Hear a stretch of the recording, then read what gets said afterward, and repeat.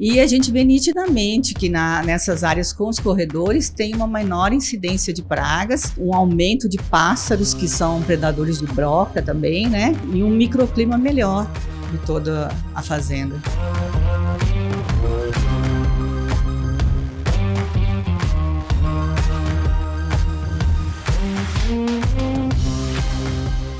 A gente começa o dia com o agro logo no primeiro gole de café e mantém essa relação o tempo todo com produtores apaixonados em gerar resultados para milhões de pessoas dentro e fora do país.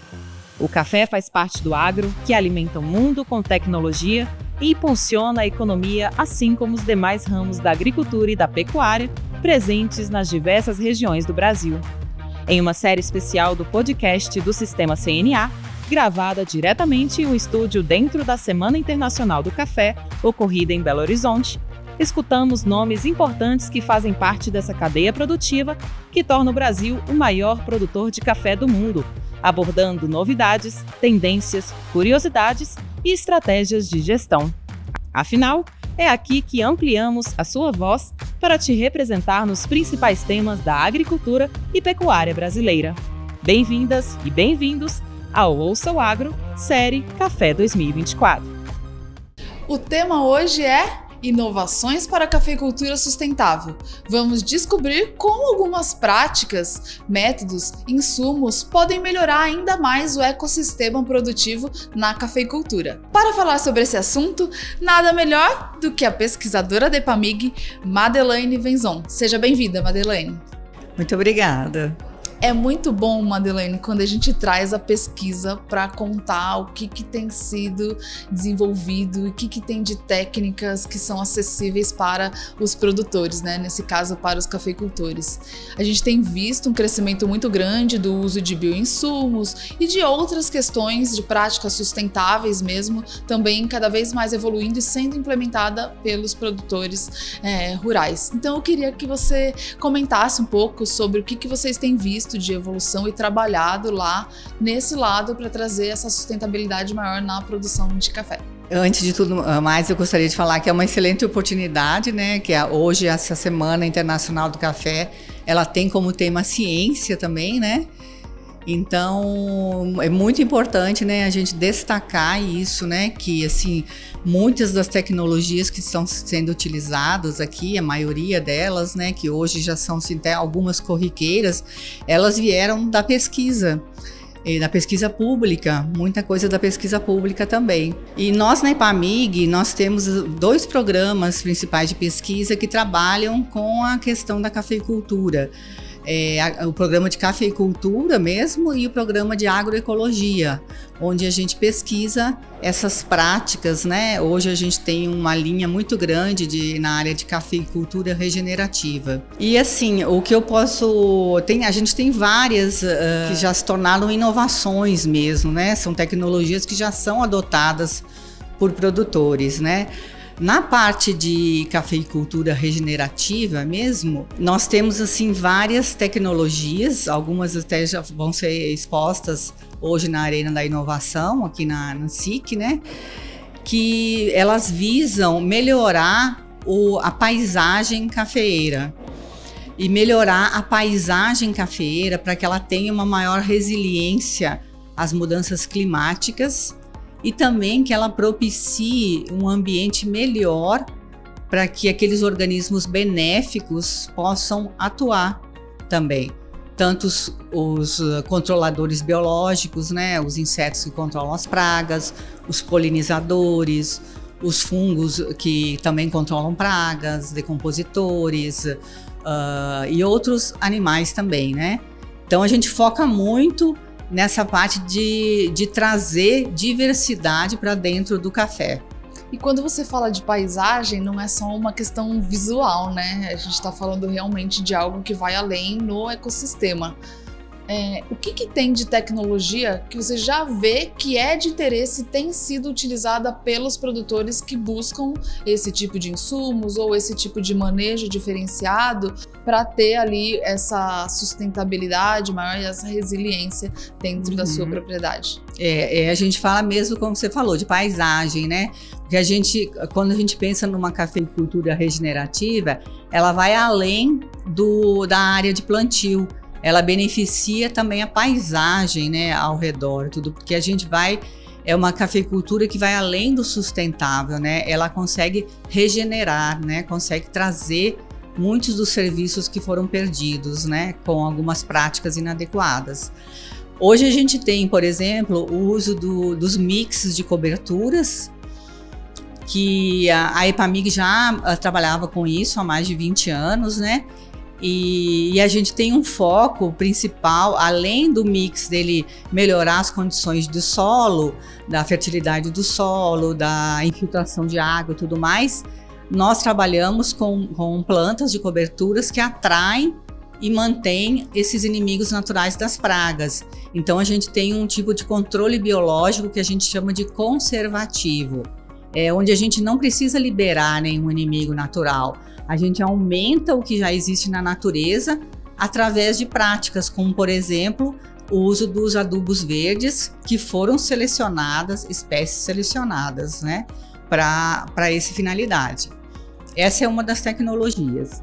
Outra tecnologia que inclusive ela fez parte a EPAMIG esse ano fez 50 anos, e ela publicou uma edição com as 50 tecnologias mais relevantes. Interessante. Muito interessante.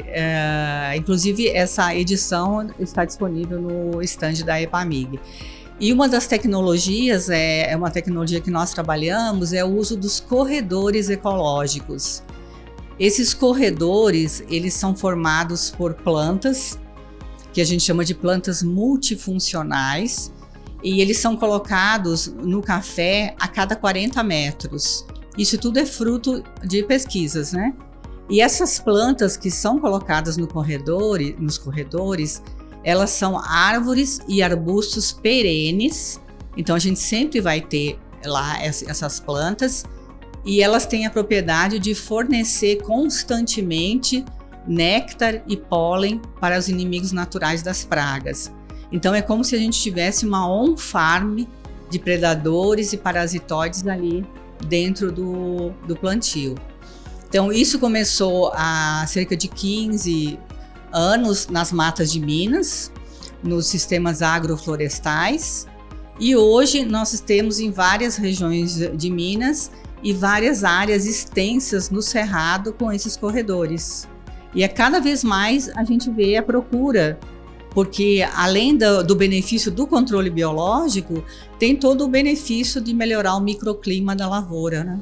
E como que fica a questão dos resultados disso em produtividade versus as questões relacionadas a custo e esforço que o produtor tem que fazer para implementar? Porque muitas vezes também é uma decisão estratégica, né, que o produtor toma ali, o cafeicultor toma dentro da sua lavoura, e pode ser que ele queira um resultado mais rápido, ou em produtividade, ou no controle de pragas. E quando a gente fala da cafeicultura regenerativa, a gente sabe que algumas coisas demoram um pouco mais. Então, como que você vê essa questão de benefícios que essas práticas entregam e o que tem que ser feito pelo produtor para que ele entenda que vale a pena fazer a adoção aos poucos, que seja de práticas como essa? Você pontuou muito bem. Demora um pouco, porque a gente sai de uma cafeicultura que é uma monocultura, com uso intensivo de insumos, né, principalmente agrotóxicos, para uma agricultura onde a gente começa a colocar diversidade de plantas, aumentar a diversidade de animais benéficos lá. Então isso leva algum tempo. E ele talvez tenha que ter um processo de gestão bom para ele definir também, né, como que começa, tira um pouco da renda da área agora, mas faz um investimento e depois como que ele tem esse retorno. E alguns estudos já mostram que mesmo nos primeiros anos, deixar de pulverizar, de usar agrotóxicos, esse custo ele consegue compensar pela produção nessa fase que é intermediária, até o sistema se adaptar. Depois, quando o sistema já está em equilíbrio, mesmo essas plantas que a gente selecionou nesses anos de pesquisa, elas não precisam de nenhum cuidado, nenhum trato, elas são muito rústicas. Então, o produtor não vai ter mais esse investimento, né? Seria esse inicial com essas mudas, né? Normalmente a EPAMIG faz muitas parcerias e a gente mesmo fornece as mudas. Então, o que pode perder é quando o produtor ele não planejou desde o início. Então, às vezes, ele pode perder alguma área da lavoura para colocar essas plantas, esses corredores. Mas a gente já tem casos onde pode ser usado essas plantas nas falhas dos cafeiros, ao redor dos plantios. Assim, a gente não compromete a área também. Então, é como se fosse um estágio intermediário também, até o produtor ele conhecer a tecnologia, né? E o que a gente tem visto é cada vez mais a procura, né, dos produtores por essas plantas, por causa dos benefícios delas. Além de tudo que eu já falei, elas servem também de quebra-vento também, né? Onde pode ser usado nas cercas. E o que você recomenda para os produtores que querem buscar mais e implementar diante de uma cafeicultura tão diversa que a gente tem, né? Então tem questões relacionadas ao canéforo e arábica, que são diferentes, microclima das regiões, a própria disponibilidade, às vezes, de alguns bioinsumos e o que se adequa mais a um sistema produtivo e ao outro, né? Enfim, o que você recomenda que esses produtores façam para que eles consigam dar um passo adiante e passar a enxergar como uma oportunidade no seu negócio? Inclusive os bioinsumos que você mencionou, eles são uma ferramenta muito importante, especialmente nesse período que a gente está mais em transição ou em algum momento onde tiver, no caso das pragas, algum pico populacional, aí a gente pode e deve utilizar esses bioinsumos, né? E eu recomendo sempre o produtor ele procurar as entidades que trabalham com pesquisa, com extensão, que já têm esses resultados bastante consolidados, ou algumas cooperativas, por exemplo, né, para começar desde o início e começar certinho, né? Porque, como eu falei, a gente já usou mais de quase 25 anos pesquisando essas plantas, né? Então, por que não usar esse conhecimento que a gente já acumulou, né? Então, é isso mesmo. Quando tem assistência técnica e gerencial, como a do Senar, por exemplo, contribui muito também que você tem um técnico acompanhando e ajuda nesse tipo de orientação, né? E como você falou, Madelaine, tem vários projetos da pesquisa já direto junto ao produtor, né? Então, as entidades de pesquisa conseguindo pesquisar ali com o produtor e outras parcerias que podem ser feitas mesmo para ele ter essa orientação técnica, né, e esse auxílio quando começar a fazer. Com certeza, o Senar também ele propicia treinamentos, eu mesmo já participei, já dei treinamento sobre isso, né, para pequenos produtores. Então isso é muito interessante porque chega também para todos os produtores. Que é um outro caminho, né? Fazer o produtor mesmo buscar treinamentos para conhecer um pouco mais sobre esse setor. E aí, de toda forma, a gente consegue, então, ter uma cafeicultura com uma diversidade ainda maior das suas práticas de manejo e alguns benefícios que venham aí mais duradouros dentro da propriedade. E até esqueci de falar, e no final disso tudo, né, vai ter um café com valor agregado muito maior, né? Porque o café, primeiro, ele é produzido com menos insumos químicos. E segundo, é um café que regenera paisagens, né? Então, ele tem também um apelo para a venda bem melhor, né? Legal. Madelaine, só antes de a gente terminar, eu queria saber se você tem algum case de um produtor que não faz exatamente uma agroecologia, mas que ele era um produtor ali mais convencional e começou a implementar, e que tipos de resultado eles tiveram.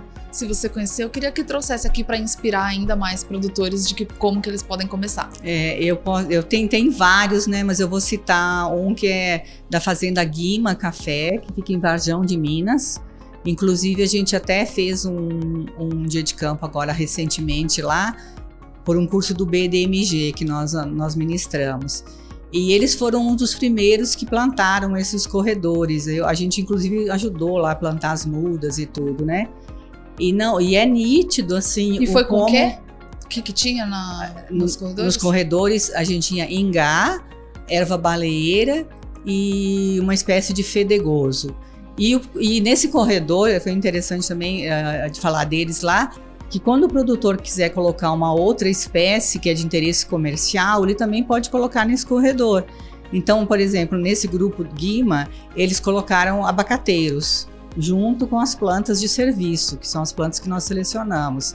Então, eles possuem esses corredores e a gente vê nitidamente que nessas áreas com os corredores tem uma menor incidência de pragas, um aumento de pássaros que são predadores de broca também, né? E um microclima melhor de toda a fazenda. Muito interessante, muito interessante. Dá para ver que vai fazendo essa transformação aos poucos, né?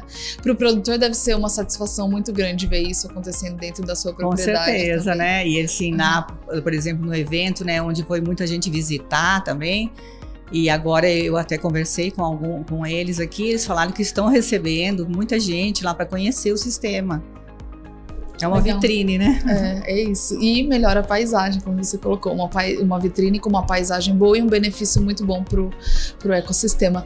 Madelaine, muito obrigada pela sua participação aqui no podcast Ouço Agro. Muito obrigada. Você que ficou com a gente até aqui, muito obrigada também. Esse foi mais um episódio do podcast Ouço Agro, série Café 2024. Até o próximo. Tchau, tchau. Ouça o Agro, o podcast do Sistema CNA Senar. Venha com a gente e fique por dentro de tudo o que acontece no mundo do agro. Não esqueça de se inscrever no nosso canal do YouTube, no Spotify ou no seu tocador de podcast favorito. Quer fazer parte dessa comunidade? No link da descrição do episódio tem um acesso direto. Participe!